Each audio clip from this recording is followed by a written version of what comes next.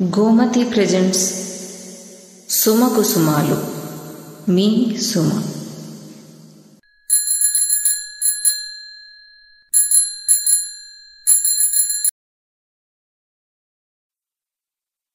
Doctor KV Lakshmi గారు doctor Lakshmi Raghava అను కలం పేరుతో రచనలు చేస్తుంటారు. వీరు ఎంఎస్సి పిహెచ్డి చేశారు. జువాలజీ రీడర్గా రిటైర్డ్ అయ్యారు. 1966లో ఆంధ్ర సచిత్ర వారపత్రికలో వీరి రచన ప్రచురితమైంది. తరువాత 100కు పైగా కథలు అనేక పత్రికల్లో ప్రచురించబడ్డాయి. ఇప్పటి వరకు 6 కథా సంపుటాలు, 1 స్మారక సంచిక, 1 దేవాలయ చరిత్ర ప్రచురించబడ్డాయి. 2014లో నా వాళ్ళు, 2016లో అనుబంధాల టెక్నాలజీ, 2017లో అపురూపం, 2017లోనే తన తండ్రి గారైన గట్టు నరసింగరావు గారి స్మారక సంచిక ప్రచురించబడ్డాయి. ప్రమదాక్షరి కథామాలిక, మినీ కథా సౌరభం, హాస్య బిందువులు, దీపతోరణం సంకలనాల్లో కూడా వీరి కథలు ప్రచురితమయ్యాయి. వీరి కథలు నన్నవరు అను కథా సంపుటిగా కన్నడలోకి తర్జుమా చేయబడ్డాయి.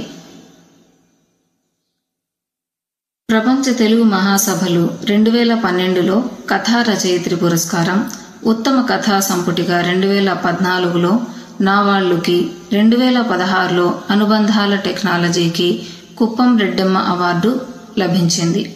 2012లో రచన మాసపత్రిక కథాపీఠం అవార్డు ఇచ్చింది. సాయి అఖిలేష్ కథల పోటీలలో 2015 సంవత్సరంలో బహుమతి లభించింది.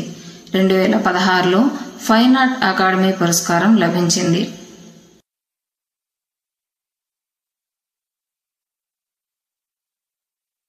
నెలవంక నెమలీక మాసపత్రిక 2018లో కలహంస కథా పురస్కారాన్ని ఇచ్చి గౌరవించారు.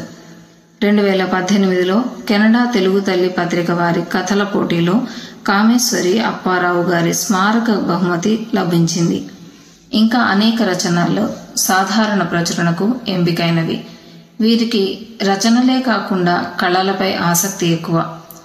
వెల్త్ అవుట్ ఆఫ్ వేస్ట్ అని వ్యర్థ పదార్థాలతో వివిధ ఆకృతులు చేసి ఎగ్జిబిషన్ నిర్వహించారు. ఇది ఒక మంచి అనుభూతిగా వారు వర్ణిస్తారు. హస్తకళల విదుషీమణి అని అంతర్జాల పత్రికలో వీరిని పరిచయం చేయడం వీరికి మరుపురాని అనుభూతిగా చెబుతారు. ఈరోజు వీరి కథా సంపుటి స్మార్ట్ జీవితం నుంచి కోరిక అనే కథను విందాం. కోరిక. ఉదయం 11 గంటల సమయం.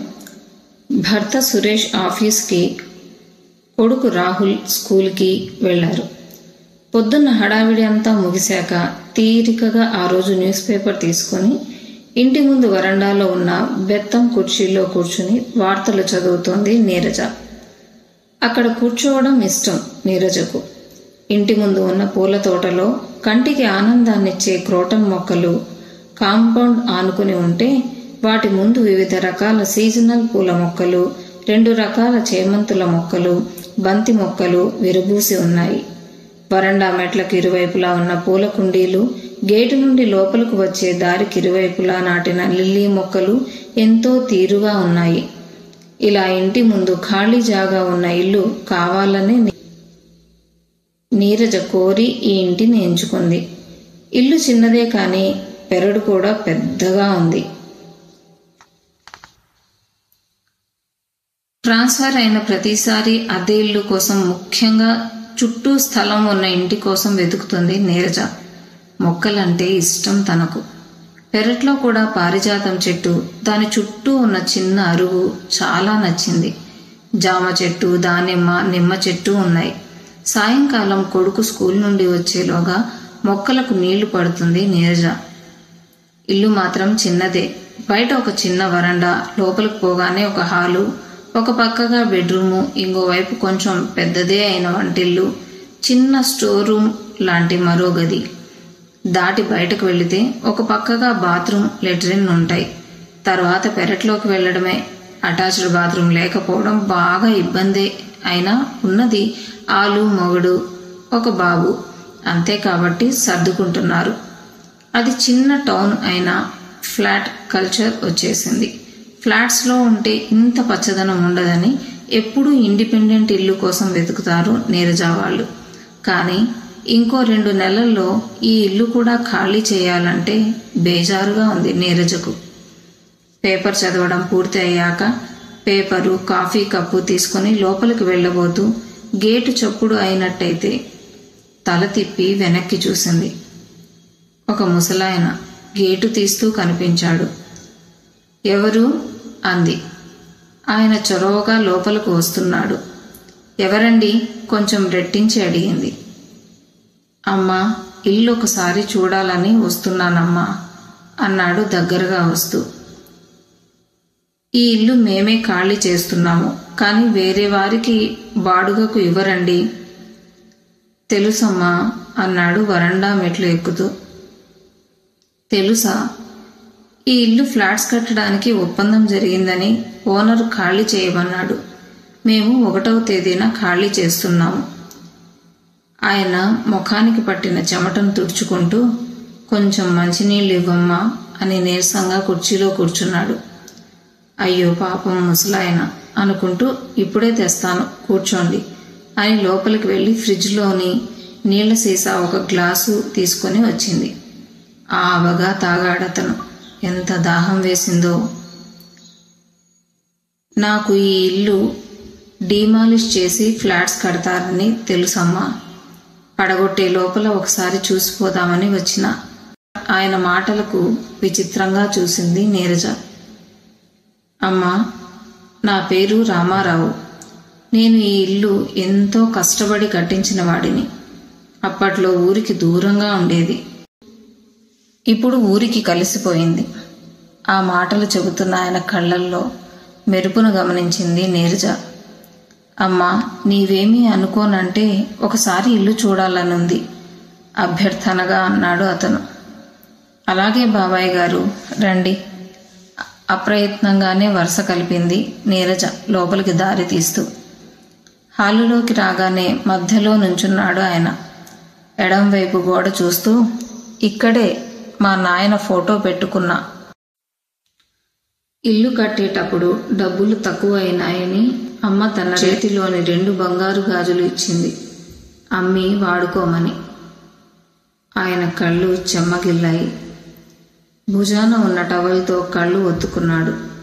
జాలిగా చూసింది నీరజ. అతను హాలు దాటి వంటింటి వైపు నడిచాడు.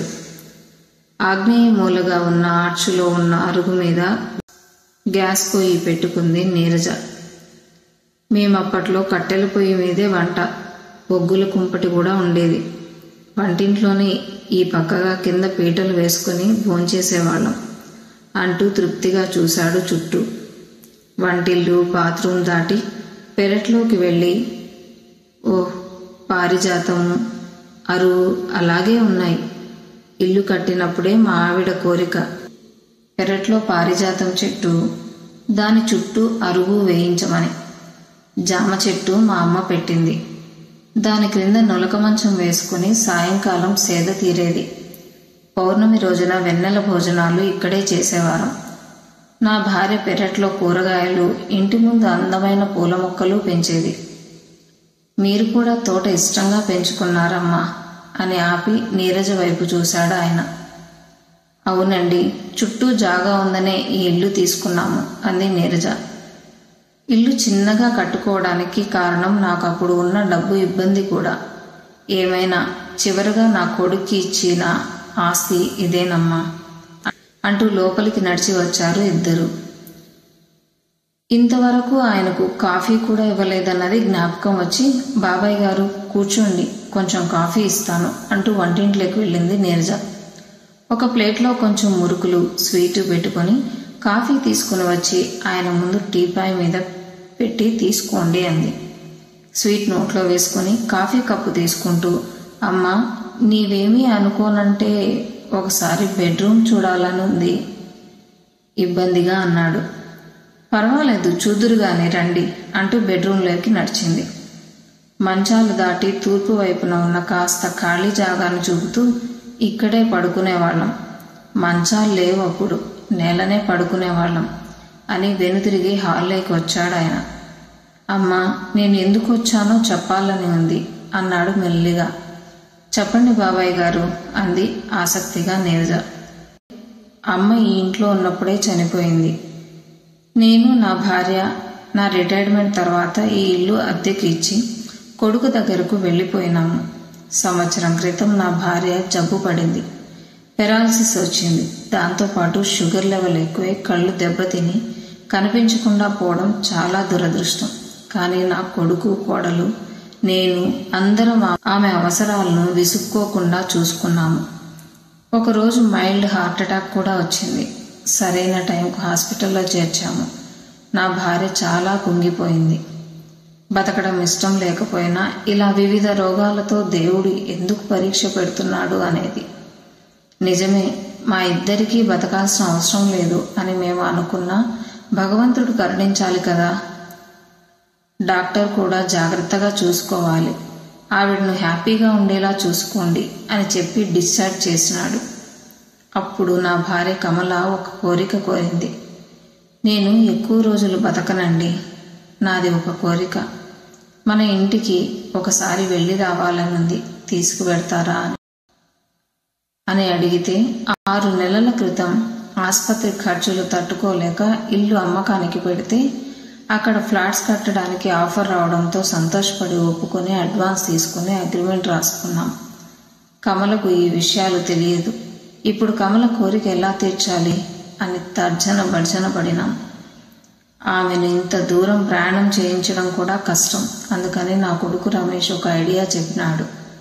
అమ్మను కారులో తీసుకెళ్లి అదే ఊర్లో ఉన్న ఫ్రెండ్ ఇంటికి తీసుకువచ్చేద్దాం. ఎలాగో అమ్మకు కనిపించదు కదా, అమ్మ కోరిక తీరుతుంది, ఎక్కువ శ్రమ కూడా ఉండదు అని.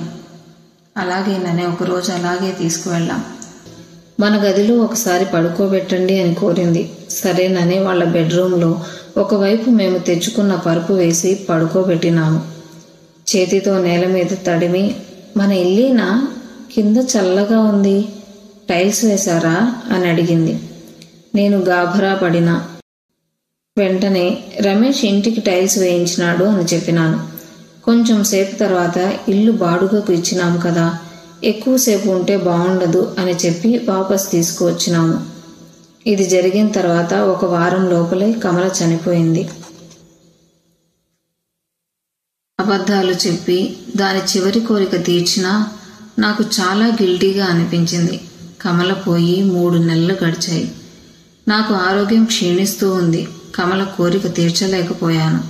కానీ నేనైనా ఈ ఇల్లు పడగొట్టేలోపు ఒకసారి చూసి రావాలనిపించి వచ్చాను అన్నాడు కన్నీళ్లు తుడుచుకుంటూ. ఎదురుగా కూర్చున్న నీరజ అప్రయత్నంగా కొంగుతో కళ్ళు తుడుచుకుంది. దృశ్యమానమైన ఆ సంఘటన, ఆయన చెప్పిన తీరు నీరజను కదిలించి వేసింది. భోజన సమయం అని చెప్పి ఆయనకు వంటింట్లో పీట వేసి భోజనం వడ్డించింది. భోజనం పెట్టింది. వడ్డిస్తూనే ఆయన వివరాలు కనుక్కుంది. ఆయన భోజనం అయ్యేలోపు భర్త సురేష్కు ఫోన్ చేసి ఆఫీస్ అటెండర్ను పంపమని రామారావు గారిని ఊరికి తోడుగా పంపడానికి ఏర్పాట్లు చేసింది. భోజనం తర్వాత కొంచెం సేపు విశ్రాంతి తీసుకోండి బాబాయ్ గారు అంటే, అమ్మా నీవేమీ అనుకోనంటే మీ రూంలో తూర్పున ఉన్న ఖాళీ జాగాలో ఒక చాప వేస్తే అక్కడ 10 నిమిషాలు పడుకొని లేస్తాను అన్నాడు. నీరజకు కోపం రాలేదు. చాప వేసి పెడితే నిశ్చింతగా పడుకున్నాడు. అరగంట తర్వాత అటెండర్తో పాటు వెడుతున్న రామారావుని తృప్తిగా పంపింది నీరజ.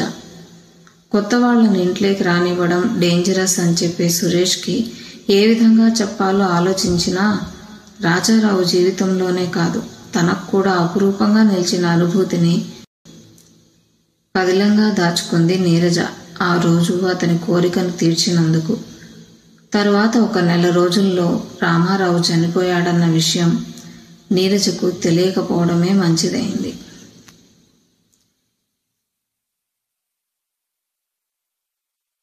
ఈ కథ చదివినప్పుడే కాదు, ఇప్పుడు చదువుతున్నప్పుడు కూడా నా కళ్ళలో కన్నీళ్లు తిరిగాయి. మీరు ఈ అనుభూతి చెంది ఉంటారు. కథ చాలా అద్భుతంగా ఉంది కదండి. మరో కథను త్వరలో మన ఛానల్లో విందాం. నా ఛానల్లో కథను చదువుతాను అని అడగగానే ఎంతో సహృదయంతో తన రచనలను నాకు పంపి నా ఛానల్లో వారి కథలను చదవడానికి అనుమతినిచ్చిన శ్రీమతి డాక్టర్ లక్ష్మీ రాఘవ గారికి ధన్యవాదాలు.